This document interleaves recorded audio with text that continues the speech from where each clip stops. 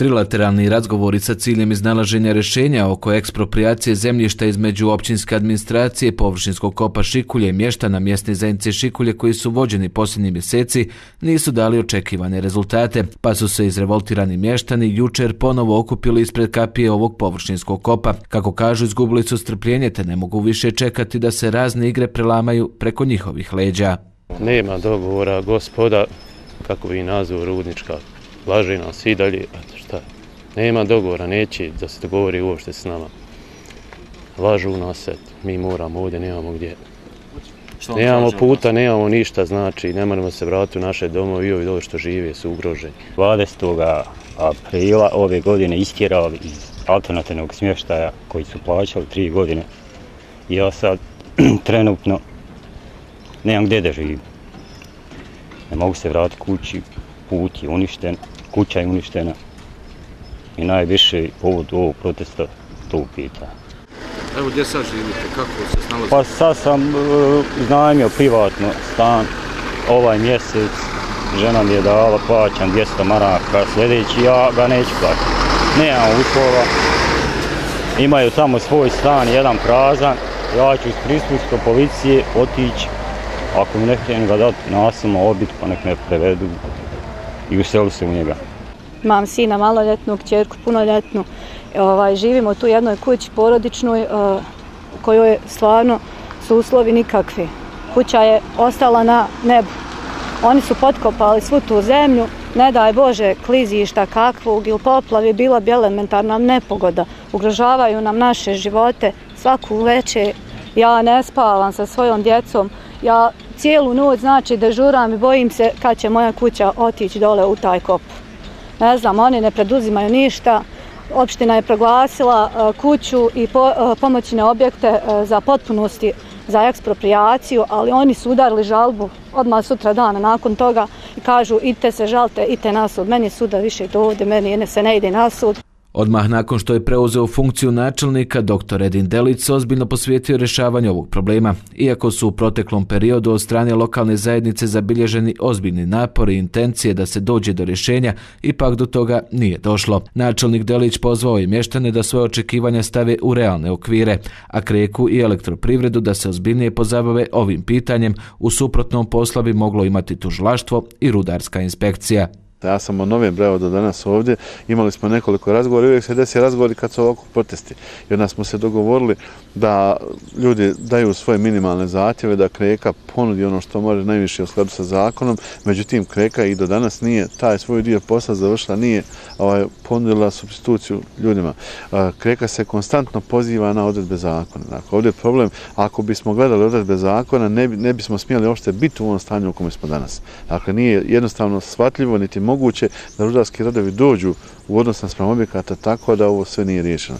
Dakle, u tom smislu očigledno je da postoji osnova da se razmisli i da eventualno tužilaštvo istraži dosadašnje postupanje, da rudarska inspekcija se uključi u rješavanje ovog postupka. Dakle, ono čega se ja plašim, moguće je da dođe do ugrožavanja rudarskih radova. To nije cilj ni ovim ljudima, ni meni. Kreka je strateški objekat, ali ne smijemo dozvoliti da pitanje sudbine sjeverne etaže rješavaju policajci sa pendrekom i ljudi koji blokiraju ove prolaze. Ja ovom prilikom apelujem na građane koji su ugroženi da svoje zahtjeve objektiviziraju, da pokušaju na neki način da budu, naravno, nama je rodna gruda, mjesto gdje su djeca odrasla, emocija jako velika u tom smislu. Ovdje ima ono što se žali Kreka objekata koji se grade ispred etaža, neki višekratnih eksproprijacije i na to se Kreka poziva na nesaradnju sa općinom. Evo ja sad pozivam da sarađujemo sa općinom, ali ovo stanje u kome se danas nalazimo je nedopustivo.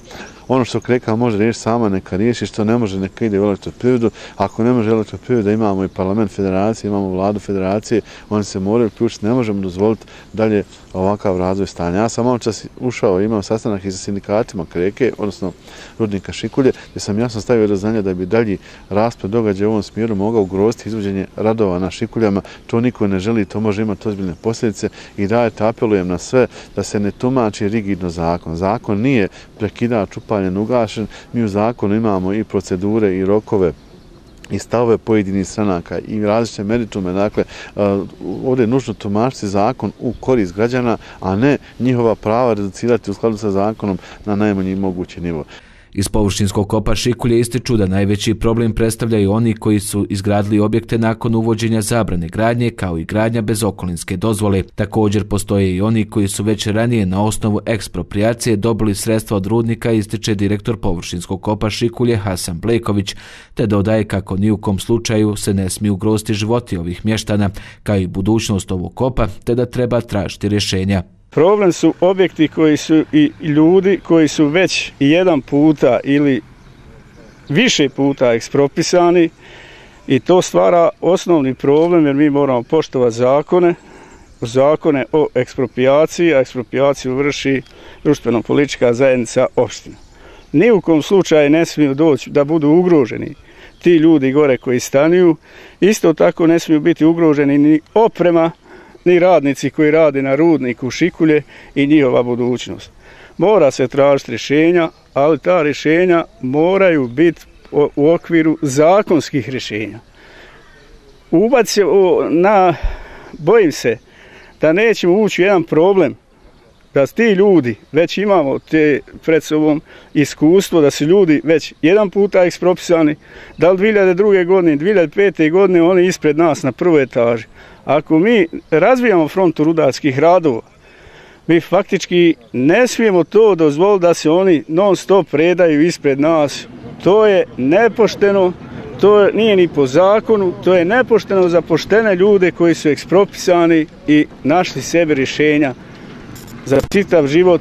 To trebamo naći model, znači model da se ti ljudi ekspropišu gore po zakonu, ali da ne smijemo dozvoliti u narednom periodu da oni ispred nas i dalje redaju tako prave kuće i da to mi plaćamo. To će ovaj kop, po mom mišljenju, skratiti njegovu budućnost i postoji vjerojatnoća ako se to nastavilo tako nelegalne gradnje da bi ovaj kop mogao završiti svoj radni vijek prije nego što je planiran. Sa površinskog kopa Šikulje svaki dan prema termoelektrani Tuzla se izvozi oko 2700 tona uglja za potrebe termoelektrane, što ovaj površinski kop stavlja na vrh liste prioriteta za energetski sektor ne samo našeg kantona nego federacije, ali i Bosne i Hercegovine.